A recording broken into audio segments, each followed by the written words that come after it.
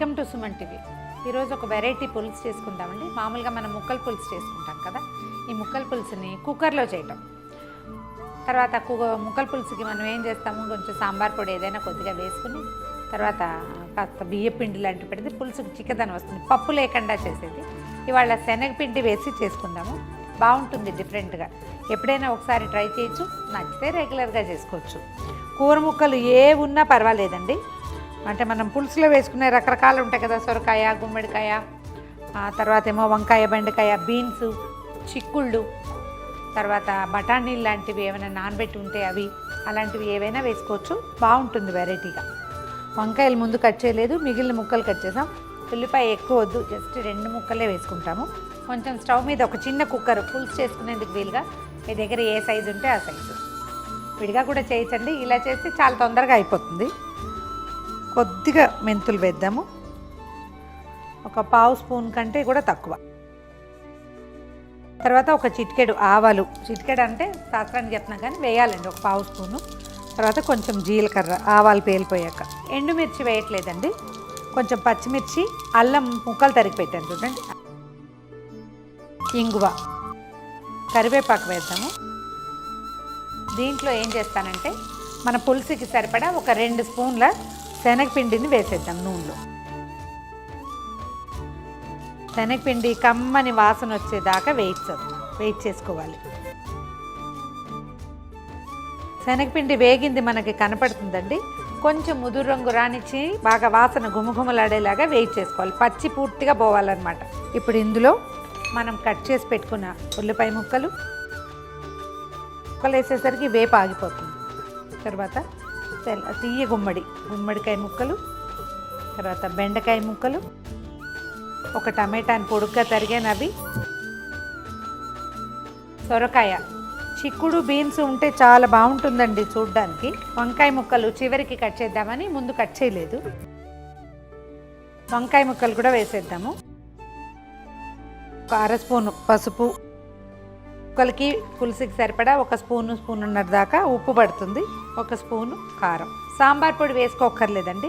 ఇందులో మనం వేసిన శనగపిండి, అల్లము, తర్వాత ఇదిగో ఇప్పుడు వేయబోతున్న ధనియాల పొడితోటి దీని టేస్ట్. ఒక 2 స్పూన్ల ధనియాల పొడి వేసి సుమారుగా ఈ కుక్కర్ సైజు ఇప్పుడు మనం వేసిన ముక్కలకి ఒక నిమ్మకాయ ఇంత చింతపండు పడుతుంది. చింతపండు నీళ్ళల్లో నానబెట్టి రసం తీసి పెట్టుకుని అది వేసేసుకోవాలి. 1 నిమిషం ఏం చేద్దామంటే ముక్కల్లో కొద్దిగా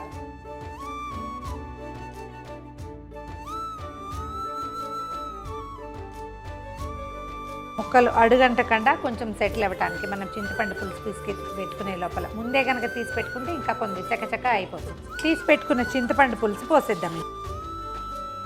సుమారుగా ఒక అంత నిమ్మకాయ ఇంత చింతపండు పడుతుంది, కనిపిస్తుంది కదా దీని కన్సిస్టెన్సీ మనకి. ఇప్పుడు శనగపిండి ధనియాలతోటి ఇది ఉడికి చిక్కపడిపోతుంది అనమాట. మరీ టంగుగా ఏమవదండి, ఒక మాదిరిగా ఉంటుంది. ఇంకా కొంచెం నీళ్ళు కూడా వేయచ్చు. ఒక ఫ్రెష్ రెమ్మ కరివేపాకుని దీని మీద వేసేద్దాము, మూత పెట్టేద్దాము. కుక్కర్ హై ఫ్లేమ్ మీద 2 విజిల్స్ రానిస్తే సరిపోతుందండి. ముక్కలన్నీ ఉడికిపోతే పులుసు కూడా చిక్కబడిపోతుంది. తర్వాత మూత తీసుకోవటము, ఉప్పు సరి చేసుకుని కొంచెం కొత్తిమీర చల్లి సర్వ్ చేసుకోవటం.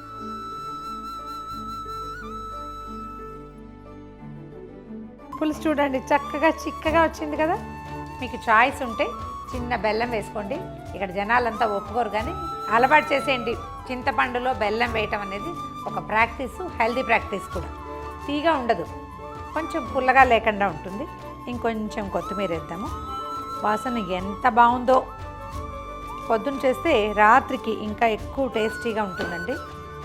ఇంకా చిక్కగా కావాలి పులుసు అని భావిస్తే ఒక 1/2 స్పూను శనగపిండి వేసుకోవచ్చు. కానీ చల్లారాక ఇది ఇంకా కొంచెం చిక్కగా అవుతుంది. ఇప్పుడు వేడిగా ఉంది కదా, చల్లారిన కొందికి చిక్కబడుతుంది, ఎంతో బాగుంటుంది. ట్రై చేసి చూడండి. బియ్యపిండి వేసే అలవాటు ఉన్నవాళ్ళు ఇది ఒకసారి చేసి చూస్తే శనగపిండి వేస్తే కూడా బాగుంటుందని తెలుస్తుంది. గుమగుమలాడే కుక్కర్లో ముక్కల పులుసు ట్రై చేసి చూడండి.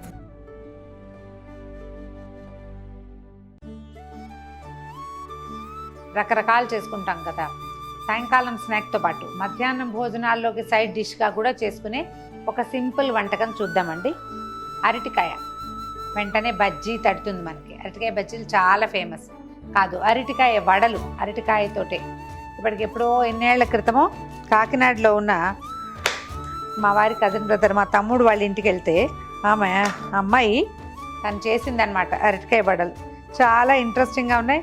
ఆ తర్వాత ఎప్పుడు చేసుకునేవాళ్ళం. ఓ 2-3 అరటికాయలు తీసుకోండి, మీ అవసరాన్ని బట్టి 3 అరటికాయలు తీసుకుంటే ఫ్యామిలీకి సాయంకాలం స్నాక్స్ సరిపోతుంది. ఈ కాయకి తలా తోక కట్ చేసేయండి. కట్ చేసి 3 లేదా 4 ముక్కలుగా, కాయ సైజుని బట్టి ఇవి ఉడికిచ్చేసుకోవాలి. మనం ఉడికిన అరటికాయతోటి వడ చేసుకుంటాం అనమాట. అరటికాయలని ఉడికిచ్చేటప్పుడు మనం కుక్కర్లో పెడతాము. కుక్కర్లో డైరెక్ట్గా పెట్టేయచ్చు. కొంచెం నూనె వేయకపోతే ఈ అరటికాయల్లో ఒక రకమైన జిగురు ఉంటుంది చూడండి, అది గిన్నె అంచులకి పట్టేస్తుంది. ఇక సచ్చినా వదిలిపెట్టదండి. ఎన్ని రోజులు తోమాల్సి వస్తుందో దాన్ని. అరటికాయని నీళ్ళల్లో వేసేసేయండి. ఒకవేళ పెద్ద కుక్కర్లో మీరు స్టీమ్ చేయదలుచుకుంటే కనుక, ఏ గిన్నెలో స్టీమ్ చేయదలుచుకున్నారో దానికి కొంచెం నూనె రాసాకే అరటికాయ ముక్కలను అందులో పెట్టండి. లేకపోతే అసలు ఆ జిగురు వదలనే వదలదు. మామూలుగా 3 విజిల్స్ వచ్చేదాకా స్టీమ్ చేసి మనం అన్నం వండుకున్నట్టే అనమాట. ముక్కలు ఉడికిపోవాలి అంతే. మూత పెట్టేద్దాము. మూత పెట్టి 3 విజిల్స్ వచ్చాక ఆఫ్ చేసేయండి. చల్లారాక కాయలు వాటిని ముక్కల్ని నీటిలోంచి తీసేసేయటము, తోలు వలిచేసుకోవటమే అనమాట. అరటికాయ ముక్కలు ఉడికిపోయినాయండి. కొంచెం వేడిగా ఉంది కదా, కాస్త చల్లారుతుంటే మీరు తోలు తీసేయచ్చు. బాగా ఉడికిపోతే చక్కగా ఊడొచ్చేస్తుంది. కొంచెం వేడిగా ఉంది, వెంటనే తీయాలి, చకచకా పని చేయాలంటే అవ్వదు. కాస్త గ్యాప్ ఇస్తే ఈజీగానే ఊడొచ్చేస్తుంది. ఓ ఘాటు పెడితే చాలు, మొత్తం అంతా వచ్చేస్తుంది. కొంచెం చల్లారితే చేయి పెట్టగలరు, వేడిగా ఉంటే చేయి పెట్టలేరు. కాస్త దీన్ని ఒత్తేసేయండి, మొత్తం అన్ని ముక్కలు కలిసిపోయేలాగా. ఇది లేకపోయినా పర్వాలా, మనం గరిటెతోటో పప్పు గుత్తితోటో చేతితోటో దీన్ని చక్కగా మ్యాష్ చేసేయటమే. ముద్ద చేయాలన్నమాట. దీన్ని ముద్ద చేశాక దీంట్లో ఏమేం వేయాలో చూద్దాం. ఒక 3-4 స్పూన్ల బియ్యపిండి,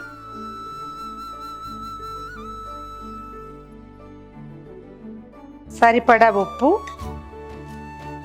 కొంచెం కారం, కాస్త రంగు వస్తుంది కారం వేస్తే. మనం ఎలాగో పచ్చిమిర్చి వేస్తాం. ఒక స్పూను, పెద్ద స్పూను అల్లం ముక్కలు. అల్లము, పచ్చిమిర్చి, కొత్తిమీర, కరివేపాకు గ్రైండ్ చేసి కూడా వేసుకోవచ్చండి. ముక్కలు పాళంగా ఉంటే బాగుంటుందని. అల్లము, పచ్చిమిర్చి, తర్వాత కాస్త కరివేపాకుని సన్నటి ముక్కలు తరిగాను అవి, తర్వాత కొత్తిమీర, ఒక స్పూను జీలకర్ర, ఒక పెద్ద ఉల్లిపాయ ముక్కలు. పాత్ర తడిగా ఉందన్నాడు. ఒక మాటు పైనుంచి కిందకి మొత్తం కలిపేయండి. నీరు అవసరం ఉండకపోవచ్చు. కాస్త చేతితోటి కలిపేసరికి ఇదంతా సెట్ అవుతుంది.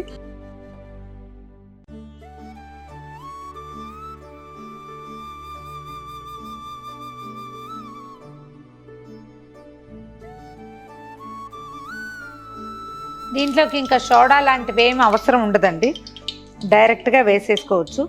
మీకు ఏమైనా ఇంట్రెస్ట్ ఉండి అవి ఇంకా ఫ్లఫీగా రావాలంటే వేసుకోవాలి, కానీ లేకపోతే ఏమి అవసరం ఉండదు. చక్కగా కరకరలాడుతూ వేగుతాయి. పిండి ఆ శాంతం కలిపేసేయండి. నూనె కాగిందో లేదో చూద్దాము. నూనె కాగిపోయింది. కొంచెం సిమ్లో పెట్టి వీటిని ఒక్కసారి తడిచేయి చేసుకుని ఉండలు, చక్కగా ఉండలు చుట్టి పెట్టేసుకుంటే ఒక ఉండ తట్టి మనం మసాలా వడ ఎలా వేసుకుంటాము అట్లా వేసేసుకోవటమే. ఇలా మీరు కందని కూడా చేసుకోవచ్చు. కంద వడలు పల్చగా చేయాలి. కందలో బియ్యపిండి వేసుకోవచ్చు, కందిపొడి వేసుకోవచ్చు, పెసరపిండి వేసుకోవచ్చు, ఏదైనా వేయచ్చు. కానీ మందంగా చేయడానికి వీలేదు. కొంచెం పల్చగా చేసి ఒత్తుకుంటే చాలా బాగుంటుంది. ఉండలు చేసుకుందాం. ఇది ఏదైనా ప్లేట్ మీద దేని మీద అయినా ఒత్తుకోవచ్చండి. మన అలవాటుని బట్టి చేయటమే. ఆ నూనె కవర్లు వాటి మీద కూడా ఒత్తుకోవచ్చు. మనకి ఎట్లా అలవాటు ఉంటే అట్లా చేతితోటి కూడా చేసి వేసేసేయచ్చు. చూడండి, నూనె మీద వత్తాల్సిన పని లేదు. కొంచెం తడిచేయి చేసుకుంటే ఇది కరెక్ట్ గుడ్ షేప్లో వచ్చేస్తుంది. అంచులు పగిలిపోకుండా చేయండి అంతే.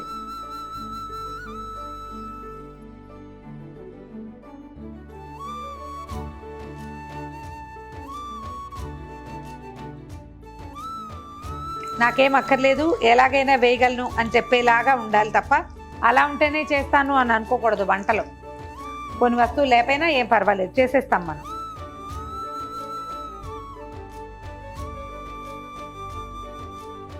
మనం ఒక్కొక్కటి తీసేస్తూ ఇంకోటి ఎక్స్ట్రా యాడ్ చేసుకుంటూ చేయొచ్చు. ఇంకొంచెం ముదురు రంగు రానివ్వచ్చు. ఇది చూడండి క్రిస్ప్గా ఉంది కదా, ఇంకొక నిమిషం ఉంచితే లోపల నుంచి కూడా క్రిస్ప్గా అవుతుంది. భయపడద్దు, దబక్కని పడేయద్దు, స్లోగా వదిలిపెడితే అది చిటిచిట్లాడదు, కొంచెం స్లోగా వస్తుంది, ఈజీగా ఉంటుంది. ఫస్ట్ వేసింది తీసేద్దాం, మనకు కనపడుతూ ఉంటుంది. ఇది తేలింది చూడండి, తేలింది ఎలా గలగలలాడుతుందో చూడండి. ఇప్పుడు ఇందాక వేసింది ఇదిగో ఇది. వంట ఏమి బ్రహ్మ విద్య కాదండి, ఏదైనా సరే చేస్తుంటే అదే వస్తుంది. లాస్ట్ వాయి వేస్తున్నాము. ఇది చూడండి, చేత్తో ఇలా సింపుల్గా ఒత్తేసుకోవచ్చు. ఎవరైనా సహాయం ఉంటే ఇంకా ఈజీగా ఉంటుంది. కొంచెం బాగా క్రిస్ప్గా వేగేదాకా ఉంచండి. వెంటనే చకచకా తీసేస్తే లోపల వేగదు, కొద్దిగా సమయం ఇవ్వాలి. పైకి తేలిన తర్వాత కాసేపు నిదానంగా వేగనిచ్చి తీసుకోవాలి.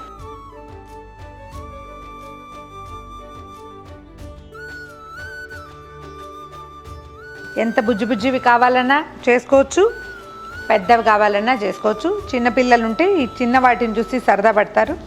భోజనంలో వేసేటప్పుడు కొంచెం పెద్దవి వేసుకోవచ్చు. ఈవినింగ్ స్నాక్స్ లేదా స్కూల్కి కిడ్స్కి పొద్దుటిపూట పెట్టేటప్పుడు ఇలా చిన్నవి వేస్తే చక్కగా పిల్లలు తీసుకుని తినడానికి బాగుంటుంది. ఇందులోకి సాస్, చట్నీ, పచ్చడి ఏమీ అక్కర్లేదు. మామూలు సాంబార్లలో సైడ్ డిష్గా అంటే మనం బజ్జీలు నలుచుకుని తింటాం కదా, అలా తినేసేయచ్చు, బాగుంటుంది. ట్రై చేసి చూడండి. ఒకవేళ ఈ రెసిపీ కనుక మీకు నచ్చితే మీ ఫ్రెండ్స్తో, చుట్టాలతో, కలీగ్స్తో అందరితోటి పంచుకోండి. సుమన్ టీవీలో మీ పర్సనల్ అండ్ బిజినెస్ ప్రమోషన్స్ కోసం కింది నెంబర్కి కాంటాక్ట్ చేయండి.